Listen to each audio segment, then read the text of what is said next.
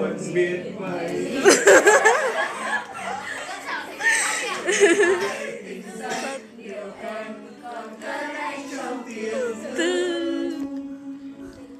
Còn không vì những ngày như mơ giờ tan vỡ, vì đã có lúc trái tim anh từng yếu đuối, để cho phép mình không thể quên, tự xem như mình vẫn gần bên. Và nếu lúc ấy thấy em vẫn còn nơi đây, anh sẽ đến và ôm chặt em để từng nhớ chỉ trong màn đêm không màu.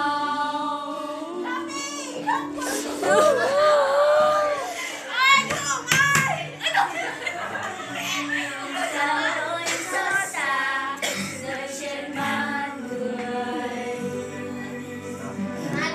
quên làm sao tiếng ca chưa ngân hết lời, không còn rơi em cớ sao môi anh vẫn run, anh còn chưa đến mà sao anh đã đi. Vì đã có lúc trái tim anh từng yếu đuối, cho em mình không phải quên, xem như mình vẫn gần bên. Và nếu lúc ấy thấy em vẫn còn nơi đây,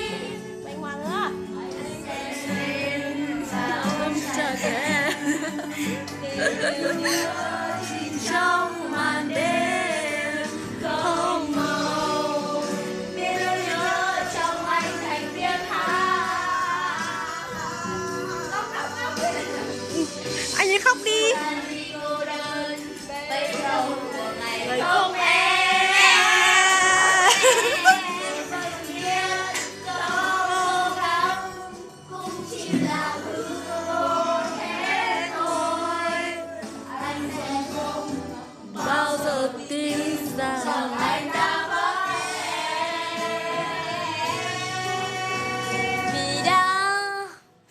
Vì đã có lúc trái tim anh từng yếu đuối, chân phê mình không thể quên, tự xem như mình vẫn gần bên. Phiêu. Và nếu lúc ấy thấy em vẫn còn nơi đây, anh sẽ đến và ôm chặt em yêu nhớ trong màn đêm không màu. Yêu đuối không phải quên. Anh rút dây rồi, anh rút dây.